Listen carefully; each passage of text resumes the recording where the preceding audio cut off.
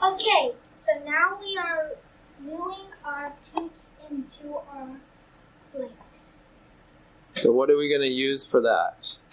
We are going to use tight bond, instant bond, wood adhesive. All right, so we're going to use what we call CA glue, or cyanoacrylate glue, also known as super glue sometimes. And we are going to use actually some tight bond 10-second glue. You don't have to use this kind of a glue. If you want, you could use just regular old epoxy or anything like that. It will just take a little longer.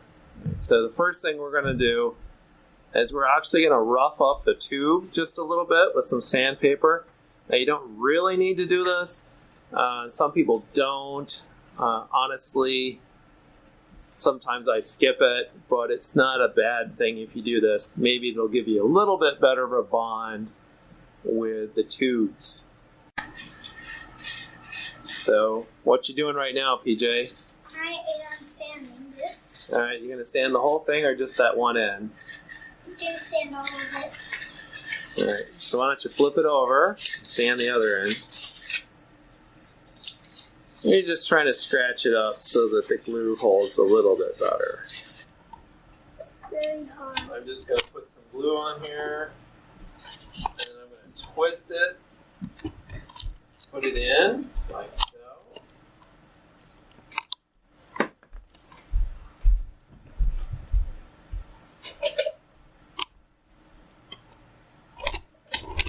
I want you to stop taking the tripod. Okay. Give it a little tap. Same thing with the other two.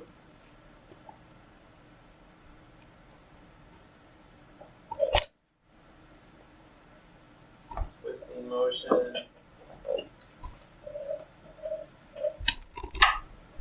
And a little tap.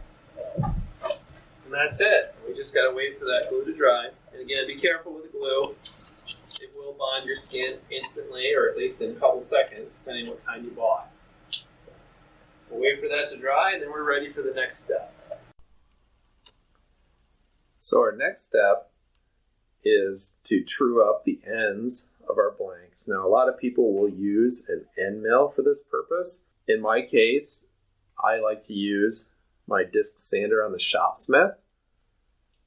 It works just as well, and I already have a Shopsmith, so that's what I'm going to do right now.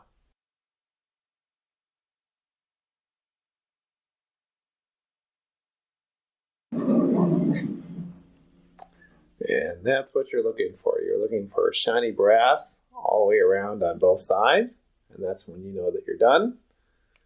I can actually check my blanks. In this case, they're exactly the same size because my tubes are exactly the same size. So we're ready to go ahead and mount this and turn it.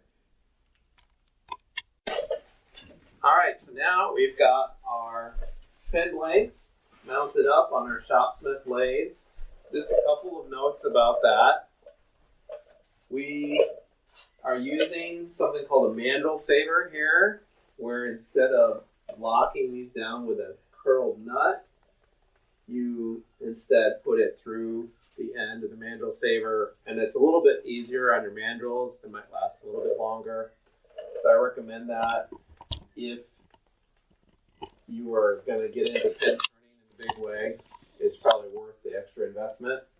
Also, I'm using a non-standard Shopsmith tool rest. And the reason for that is the standard tool rest is too large for using something like this. So I've actually got a set of tool rests I got from my Shopsmith that we're using instead. So first we're going to start by rounding the blanks. For that purpose, we're going to use one of these. This is called a gouge, sometimes a roughing gouge. And it is circular, and we're going to use what we call scraping action. So we are going to go across the center line, and PJ and I will show you how that works here in a second.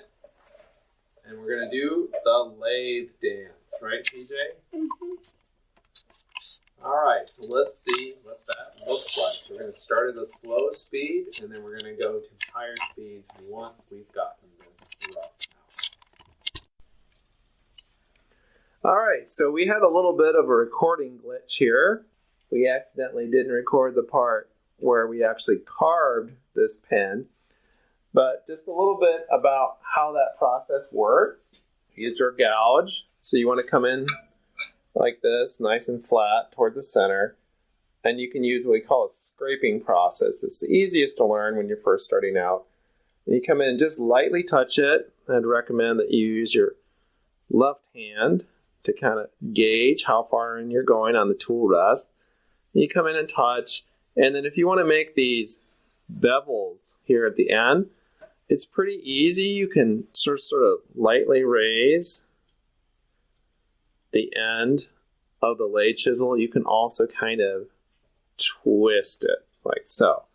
And that will give you these tapered parts at the end. So once you've done that, you start out with rounding at a low speed.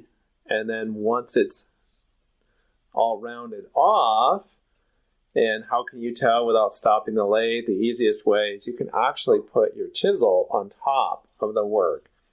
And if it's not round yet, the chisel will bounce. And that tells you that you're not quite done with rounding off yet. After you've done that, you do your shaping. And now we're ready to do some sanding. So we're going to start with some pretty high grit sandpaper, some 150 grit. And we're going to work our way up from there.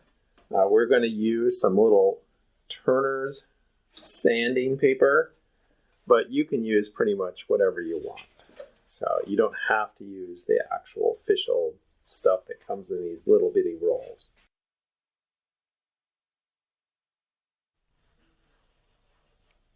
Still feels a little bit rough.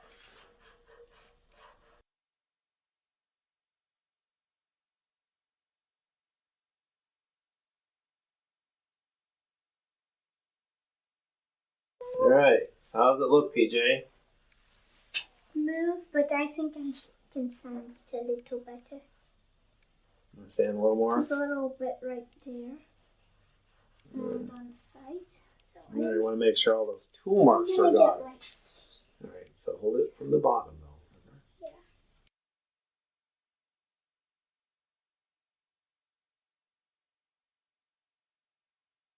Major marks. The other thing we want to do is every grit, we are going to sand along the grain. Looks like we can maybe sand this a little bit more.